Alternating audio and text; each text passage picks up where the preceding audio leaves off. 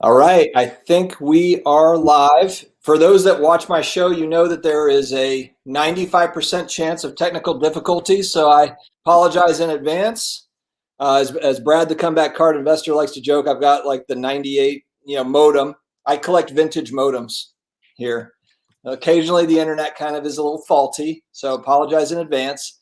Guys, I am really, really excited tonight. I've got a legend on the show. Honestly, I haven't been normally I have hobby friends on a lot of the times, and I haven't been nervous for an interview, a live stream in a while, and this is one of those. So I've got Dr. Jim Beckett on tonight, the founder of Beckett Magazine, and I brought a couple of Beckett's with me. These are not the originals when I was a kid. I picked these up a few years ago as kind of a, getting back in. I've got to relive my childhood, but I remember plain as day getting the Barry Sanders one in Panama City, Florida. The Barry Sanders cover. I used to mope to my parents when they wouldn't pick me up. The monthly when the monthly Beckett came out and it was in the store, I was like, hey, I've got, I talked to my parents. I was 8. I've got to get this. And a lot of times they kind of were like, nah, we'll get it tomorrow, the next day. And I would mope in the back seat. Finally, we would get it. So yeah, Dr. Jim Beckett, he's a rock star. I mean, he's from a nostalgia standpoint, for those that watch my channel, you understand that I talk a lot about kind of the nostalgia piece of my card collecting, card investing journey. I like to hit on it. And so he's a big part of that. So I'm going to go ahead and bring him on now. Dr. Beckett, how are you, sir? I'm great, Dustin. I was listening to your intro, and this is just going to be a conversation of hobby friends. So I'm looking forward to getting to know you better. Great job on your channel. Looking forward to visiting with you. Thank you. I appreciate it. And we'll have the chat going. If you do have any questions, if there's any comments, we will try to cover the chat. We are on a kind of a time schedule today. This is not going to be a 3-hour stream for those that are looking for a marathon, but it's going to be good. So I want to go ahead and dig into. I've got a few questions that I want to start with. One in particular is when you were starting out. I mean, when you kind of hit the scene with Beckett Magazine, did you think that it was going to be kind of this pop culture phenomenon? Because I know that sounds like, people might think I'm exaggerating, but I'm really not, given kind of what Sportcards has become over the last few years. Did you kind of see that all happening, or was it more of you saw kind of a need? There was already kind of a boom kind of back in those days. You were reacting to it. How do you view that? What's kind of how did that go? Well, thanks, Dustin. I'm more of a direction guy than a goal guy. I didn't have a goal to do any certain thing other than to, do what I said I was going to do. And, in 76, I announced the first survey, and I thought that's a good project I could do. It'll be helpful. Did that for a few years. 79 was the first book. It was an immediate sellout. The very first day we sold out. And so I knew I had something that was going to be commercially viable. But, the pop culture success, again, the hobby was just emerging in those days. I wanted to be part of the catalytic aspect of that, of helping it grow. 84 was the baseball magazine. Yeah, that was such an overnight success that I didn't take a salary for 2 years. So, I mean, it really, people look at it now in hindsight, it looks like it just caught fire immediately. But for 2 years, it was not even break even. So whereas I didn't have these lofty expectations, I certainly knew that it would eventually be successful. But I didn't aspire, it grew much faster at that point than I would have expected or even hoped for. Yeah, it's amazing. I mean, when you look at kind of the hobby today and where you were then, are you excited by what's going on today, or are you, hesitant? Is it a little bit, because there's so many different directions things are going. There's just different times. I mean, what's kind of your overall thought, like big picture thought on today? Let's see. Am I excited? Let me take my pulse here.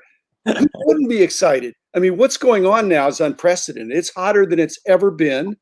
Yeah. I'm happy about that. I don't want it to be so hot that it flames out, but this is the hottest it's ever been in my lifetime, and and I'm excited. So yes, I am excited about it. but I think people need to have not. They need to rein in some of their irrational exuberance, but there's great reason to be excited about the category and just this great hobby that we both love. Now, I meant to ask you this too. I know obviously you're into sports cards. Are there any other collectibles that you're into as well, or you were in the past, that maybe you've left behind? Has cards been your thing, or have there been other things as well? Cards pretty much, and card related. I had a fork in the road in the 6th grade, and my buddy went to the comics and I went to the cards. I've never thought comics were for me. Coins, stamps. I probably had stamps. My dad had collected stamps. I had stamps for 6 months until I realized that nothing in the sports page related to stamps. Yeah. Cards. I'm a card guy. Yeah. Autographs, yeah, but even memorabilia and autographs, they're more on the card.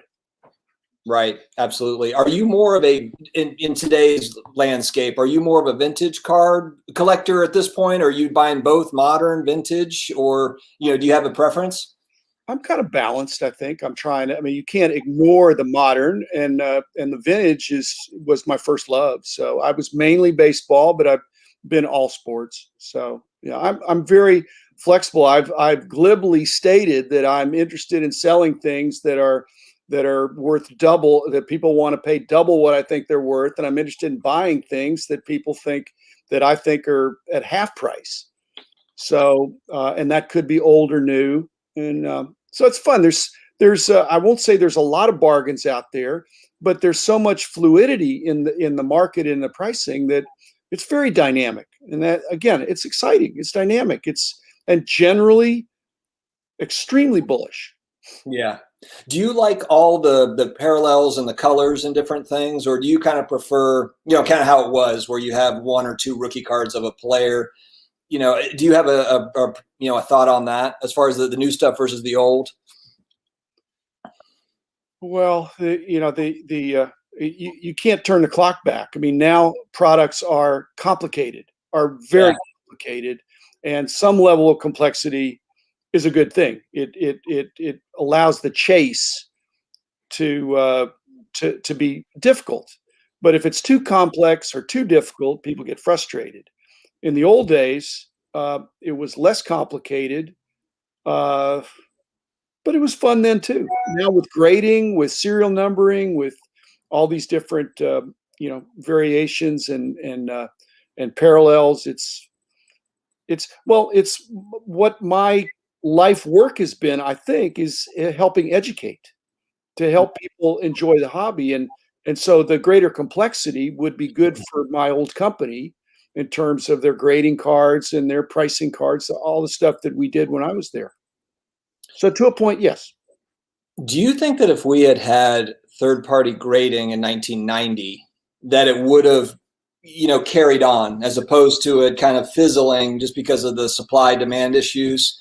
I mean, if we had third-party grading in 1990, do you think that could have, kind of spurted on sooner, I guess, and it not have taken so long?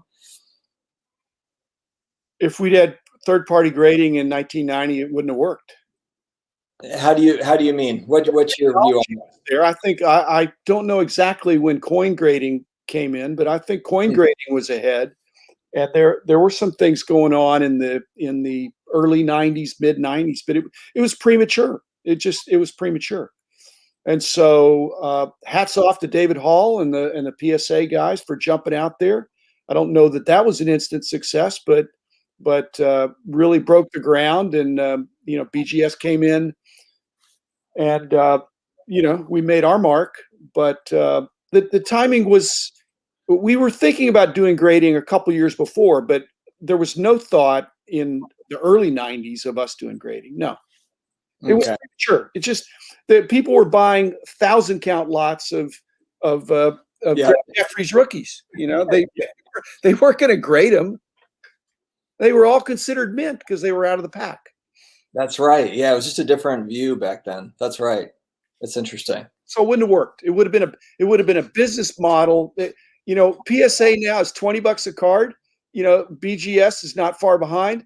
I mean, they would have laughed. It was, what are you talking about? I have the card. I got it out of a vending box, or I just opened it up. So it would have been too far ahead of its time. I know my parents, when I was a kid, that was something that they never really grasped when we were in a card shop, of why I would want to buy one card. I remember there was a Phil Simms, I think it was like an 85 Topps card that I got, and it was $4 with my allowance. And they were kind of like of the opinion of, why would you buy the one Phil Simms card when you can get 5 packs and get 70 cards out of the 5 packs? There wasn't really an understanding. And I remember even in card shops back then, Michael Jordan rookie cards, and they weren't cheap back then. I mean, they were $400, $500, $600. I remember in 1990, 1989, of course, raw. But I think that they looked at that as like, who spends that sort of money on on one card? Why would you do that? It's a totally different shift.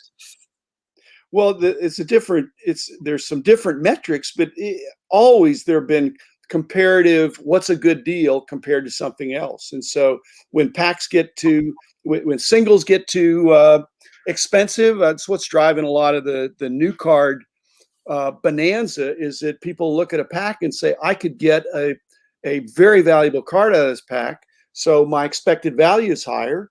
But at some point when the packs get too expensive, or the boxes, they'll buy singles. So it just goes back and forth.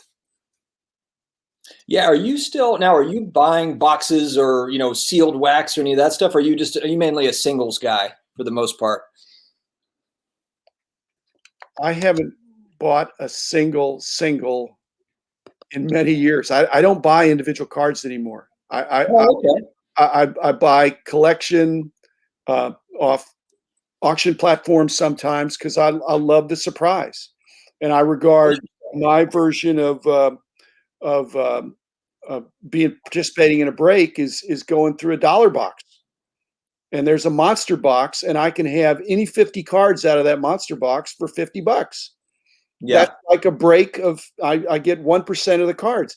The catch is, unlike the break, and I don't just get to pick my team, I get to pick the cards I want. And I have fun doing that, and it's and I've cultivated, well, after a lot of years, it's certainly more than 10,000 hours of just picking out some cards that are interesting. Some go on my wall, some I'll resell, some I'll do other stuff with. But that's a kind of an exercise, a challenge, and it's fun. So it's my version of unopened. Is if there's a monster box or a shoe box of say dollar cards, whatever, it could be any denomination. That's me seeing cards I maybe haven't seen. So yeah, it's fun. That's cool. That's cool. I occasionally will buy a box or get a box, but I just don't buy one card very often at all. I won't say never, but I have a lot of the cards that I want, and some of the newer cards. I've got a Luka. Would I like to have a better Luka? Yeah, but I don't think I want to spend what it's going to cost. I mean, if it's half price, I'm all in. But there are no Lukas that are half price anymore. Yeah. Yeah. It's a wild time. Although I feel like we've seen a little bit of a dip lately over the last, 30 days, sort of across the board. I mean, I know there's things that are baseball's heating up. There's, Tatis and some of these guys are heating up, but as a whole, though, there's been a little bit of a softening. Granted, we're talking like 30 days, 45 days. It's not like it's a long period of time. But do you think that that's just kind of midseason basketball? Is it, people, fatigue a little bit of just coming off the holiday? Or do you think it could be a longer spell? And is that maybe a good thing, just being with how hot everything is? Is it not necessarily a bad thing to have a little bit of a cooling off period? It's a terrific thing. The cards can go up and down. And when they get to a certain price, it's not that they think, well, that's a bad deal. There's something else that's a better deal. They're looking for something that hasn't gone up yet. That's extremely healthy. Okay. That's not a crash. That's comparative shopping. You're saying, well, now football looks like a better deal than basketball. I love basketball, but I like football too. Football's looking like a great deal when it's the same scarcity and an equivalent level of superstar. So yeah, I think it's extremely healthy. What we do, if something can go up double in a month, if the next month if it drops in half, you're back where you started. How can that mean the sky is falling? The sky isn't falling. Maybe it's just right sized. It got right priced that higher price wouldn't hold, because again, people, they don't get out of the hobby, they go find something else. If they're leaving the hobby, that's bad. Yeah. What are your thoughts? We keep, a lot of people are talking about non-sports cards, whether it be Pokemon or Marvel. Marvel is the big talk over the last 30 days. And I kind of get that as a comic book guy. I sort of understand that. But I made a video because my thought was, hey, if you're into Marvel cards, why wouldn't you look at graded comic books too, as kind of bring it all together.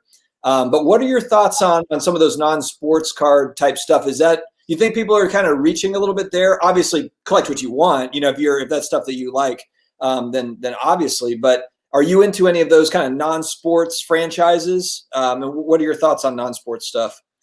I'm not, but I basically have a theory, I guess, that basically when you open the pack, if you're a fan of that genre, you ought to be able to know what the better cards are, that Spider-Man or Superman or whatever, or Star Wars, whatever it is, you ought to know the characters and which cards would be better. Because back in the day when non-sport cards were boring and not a good investment, it's because people just put sets together. All the cards, they were all commons. Yeah. Well, when in the Marvel universe, they're not all commons. And so again, that's a healthy development of people saying, Luka, Zion, Giannis, those guys are looking pretty pricey. For one of those cards, I could buy a case of some of this Marvel stuff and maybe get some great stuff. I'm getting in at a lower level for something that has the potential with the same level of following. I mean, yeah. Is Spider-Man more popular than Mike Trout? I mean, you just get into crazy comparisons. But so that Marvel play is savvy. Now, whether it is from here going on up further, I don't know. Yeah. I bought a complete set of the 1990 Impel Marvel set. That was one that I remember getting. They were widely available when I was a kid, and I got it kind of not right before it kind of boomed over the last 30 days, but as it was starting, because I was thinking like, man, it's going to be really expensive for me to get you could get a complete set. I got it for $150. And that was kind of as it was trending up. But I mean, like 2 months ago, that set was $50. So I paid a little bit of a premium, but I think now they're like $300 or whatever. So, but I was like, man, I don't want to, I don't want this to be $500 down the line. I'd rather just get it now. And that's kind of fun to flip through and look at. $500, maybe it's not as good a deal. I mean, $50, it's not a penny stock. It's, again, I like the way that people are thinking about the hobby, that I've got X dollars to spend. I want to get value. I want to get enjoyment. And that doesn't have to be what everybody says that is the latest thing that's gone up the most. It could be something that hadn't gone up yet. And that Marvel, I mean, that was, again, I think some people did really well on that. Yeah, and you're right. I think a lot of it fuels too. I mean, if you think about how much hobby boxes cost and how much new product costs for baseball, basketball, football, all this, it's like, I'm sure when parents see that or whatever, when, guys like us see it, we're like, all right, what else is out there? Where's the, I don't know if I'm not dropping $1,000 on a hobby box. So yeah, no, I think I agree with you. I think to me, I'm totally, my podcast is my name and then Sports Card Insights. So it's definitely sports. It's definitely cards. It's definitely insights.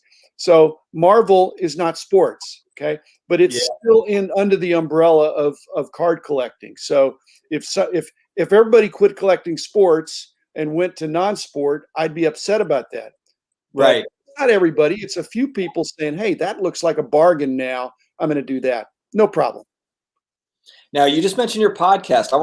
Let's shift gears and dig into your podcast a little bit. And we'll just do kind of a brief kind of origin on that, but when did you start it? How did you think to do it? And how did it all come about? How did it happen? Well, I mean, I've been thinking. I'm a big podcast listener and have been for years. And then I've had these hobby dinners the last 5 or 6 years over here at my place, and I floated that idea a few years ago about, hey, I'm thinking about doing this. What do you think? And pretty much everybody said, yeah, it's a good idea.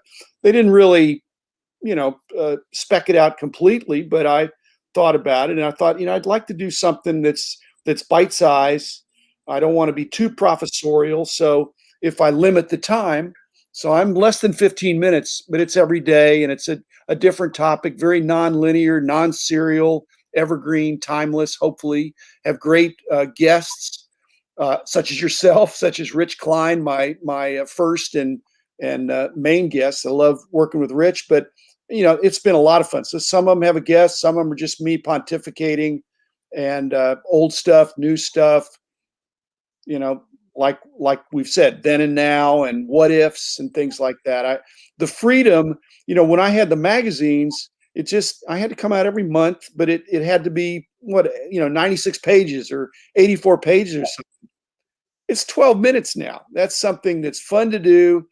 Great. Like I said, I'm enjoying doing the guests, and I want to be helpful to people that are collecting and enjoying the hobby. So, and if people don't like it, I would ask that they just tell me why, because I'll make it better. And if they do like it, again, it'd be helpful to know why they like it, because I've told people I'm heading for 1,000 episodes. I'm not quite halfway there, and I'll have a lot of hobby history and hobby insight packed into those if I can stay the course, which I'm pretty sure I can. Yeah, absolutely. I don't listen to a lot of podcasts. Yours is one of the only ones that I listen to, and I love it. And I do like how it is kind of broken up into chunks, but it's focused. It's you come in and there's really cool, interesting topics. It's not the typical stuff. There's different angles that are really important, because a lot of it, let's face it, me and there's a bunch of other content creators. A lot of us are talking about the same thing, just in a different way. And you have a kind of a gift of being able to take it, swirl it around with your own theme, and then bring it out. So yeah, I really enjoy your podcast. I'm glad keep on going, please. Well, it's not a recipe necessarily for success. First, you have to be me. Then you have to do it every day. And then you have to be willing to do episodes that some people are going to think are not relevant to them. But I do think I'm trying to influence the influencers, and you'd be one of the influencers. So if you're listening selectively to episodes that you think are interesting, then I'm on target. So thanks, Dustin. Thanks for the compliment. Yeah, absolutely.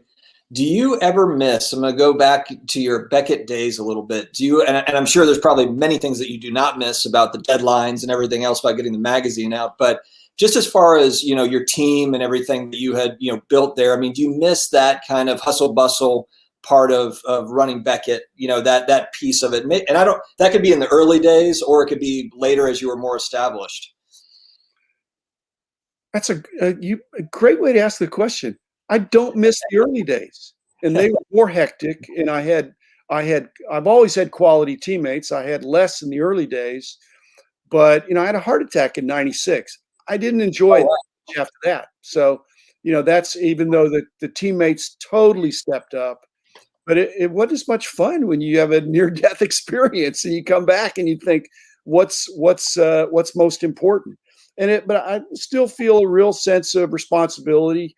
And like I said, we carried on. Everybody did a great job, but it took a lot of starch out of me, I think, of just thinking, wow, I guess I'm not bulletproof. So these long hours I'm working, that I guess there is a cost there. So, it's don't do as I say and don't do as I did in those days. Anyway, the early days were so exciting, Dustin. And, you were, again, my heart attack was in '96. So that covers your childhood experience. Those were great days. I'd be involved in heavily involved in the pricing, heavily involved in the cover selections, some of the editorial shaping, I guess. I loved it. It was great. Launching other magazines, the basketball, football, and hockey. Those were the golden years. There's one thing that I have to thank you for too. In the back of the Beckett magazine, I'm actually flipping through one of them here now. You guys had put in the addresses for all the teams. And what I would do, and I think your team might have put that in. And what you said is if you do a self-addressed stamped envelope and you write a letter to a player at this address, maybe they'll send you an autograph or maybe they'll send you a letter back or something.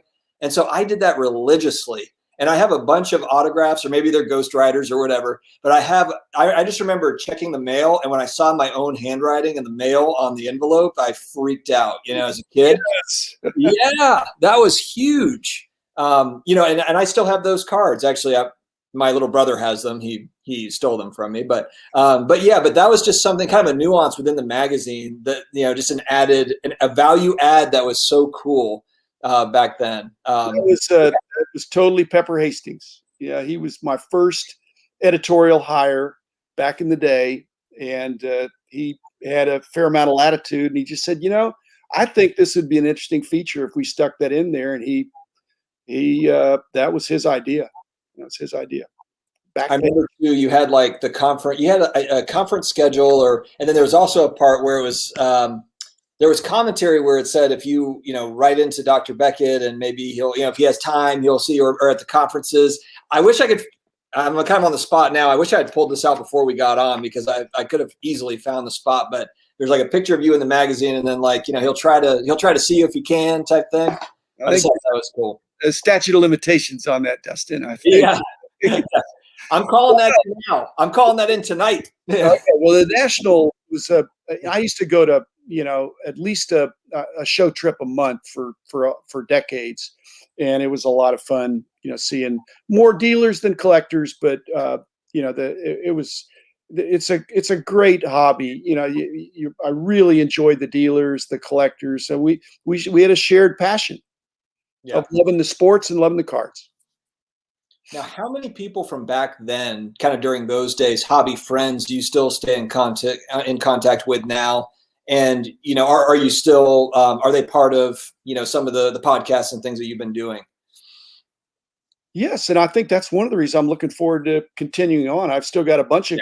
I just don't want. I want to publicly say that the order of appearance on the podcast is not a popularity ranking. Right. I've got some great friends that maybe I should say I'm saving them up for episode 533 or something, but no, I mean, I'm just moving it around. And as somebody, if I bump into somebody or something comes to mind or have an idea for a certain episode, I'll give somebody a buzz. And so I've got, like I say, I got 1,000 episodes. So I do I have more than 1,000 friends? I probably do. So yeah, I mean, I have to keep going then. Did you? What was I going to ask? I just lost it. Dang it! I lost it. All right, I'm going to go to a comment here while I think of it. Do you have a favorite magazine cover or athlete that you did back in those? Was there a certain magazine that sticks out to you that you were extra proud of, or one that you brought to life?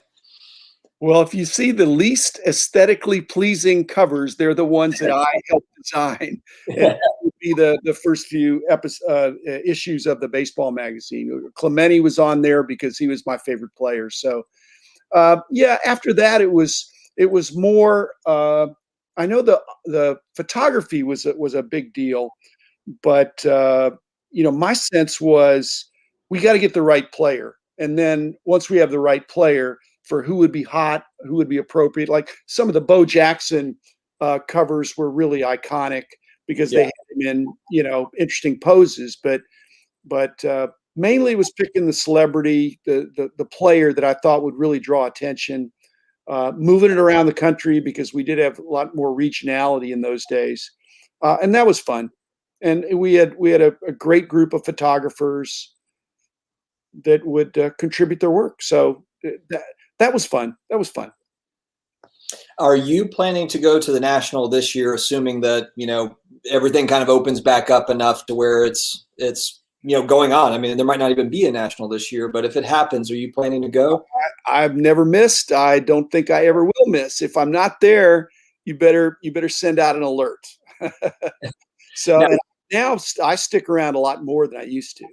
I'm having more fun now, and I'll record some podcasts when I'm there, and it's a great almost week of nirvana kind of. That's awesome. I've never actually been to one, so I'm excited to go to this one. You have to go.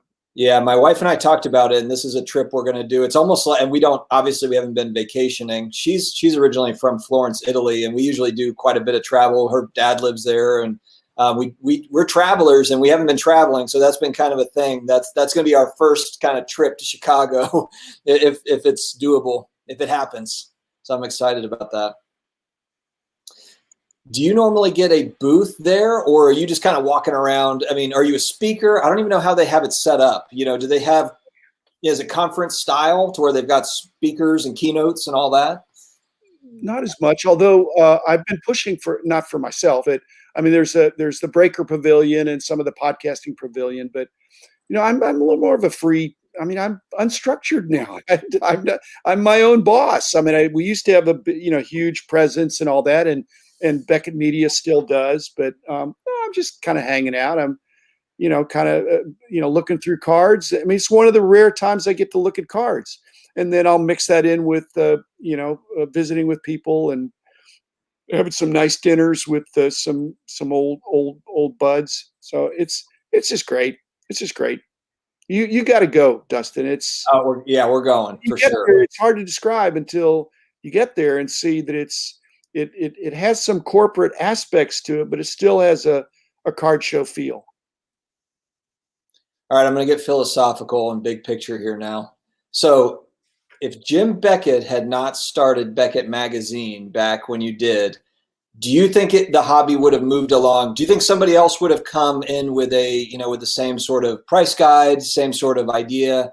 Because I really feel like you you moved things, you really moved the needle. I feel like for a kind of really a cottage hobby, and brought it more legitimacy, I would say. Do you think it would have happened anyway? Was it going to happen, or was what are your thoughts on that? Just kind of you're kind of a big deal, man. Do you think it would have, tell me about it. I know I'm not even really asking a question here. Totally. I'm rambling, but.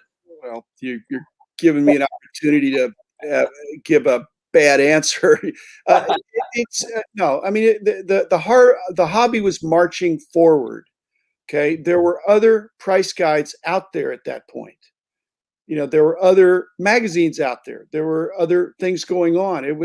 There was a lot going on, and we weren't the only ones doing that stuff. So if I hadn't been there, some other things. But I will say this: our goal as a company, me personally, was to take our industry to the next level and have a magazine that came out every month that you could put on the coffee table in your family's living room, and somebody that was not acquainted with the hobby could pick it up and say, "Oh, that's kind of interesting." And even putting the price guide on newsprint in the middle of the magazine to make it more timely.